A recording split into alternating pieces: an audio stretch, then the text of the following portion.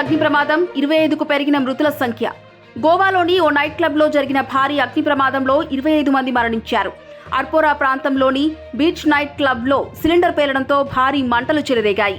ఆ సమయంలో అక్కడ 100 మంది ఉన్నారని, ఎగ్జిట్ పాయింట్ చిన్నగా ఉండటమే తీవ్రత పెరగడానికి కారణమైనట్టు తెలుస్తోంది.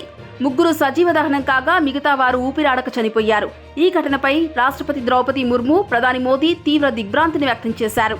మృతుల కుటుంబాలకు 2 లక్షల రూపాయలు, గాయపడ్డ వారికి 50,000 రూపాయల చొప్పున ఎక్స్గ్రేషియాని ప్రకటిస్తున్నట్టు మోదీ తెలిపారు. సంక్రాంతి ముందు ప్రైవేట్ ట్రావెల్స్ దోపిడీ. సంక్రాంతి పండుగ సమీపిస్తున్న నేపథ్యంలో ప్రైవేట్ ట్రావెల్ సంస్థలు ప్రయాణికులపై అదనపు భారం మోపుతున్నాయి. సాధారణ రోజుల కంటే 2 నుంచి 3 రెట్లు ఎక్కువ ధరలకు టికెట్లు విక్రయిస్తూ విశాఖ, హైదరాబాద్ వంటి మార్గాల్లో 6,000 నుంచి 8,000 రూపాయల వరకు వసూలు చేస్తున్నాయి. ఆర్టీసీలో తగినన్ని సర్వీసులు లేకపోవడంతో ప్రయాణికులు ప్రైవేట్ బస్సులని ఆశ్రయించాల్సి వస్తోంది. ప్రత్యేక రైళ్లు నడిపితే తప్ప ప్రయాణం సులభతరం కాదని తెలుస్తోంది. వరల్డ్ బుక్ ఆఫ్ రికార్డ్స్లో బీహార్ సీఎం.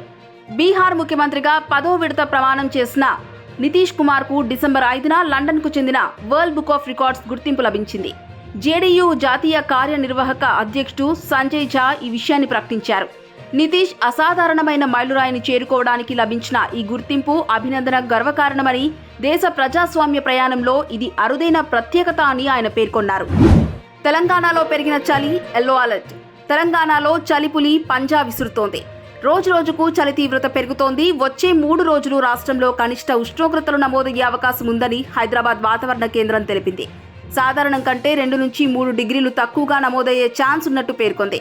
ఈ మేరకు ఆదిలాబాద్, ఆసిఫాబాద్, మంచిర్యాల, నిర్మల్, సంగారెడ్డి, మెదక్, కామారెడ్డి జిల్లాల్లో శీతల గాలులు వీస్తాయని తెలిపింది. ఈ జిల్లాల్లో ఎల్లో అలర్ట్ జారీ చేసింది.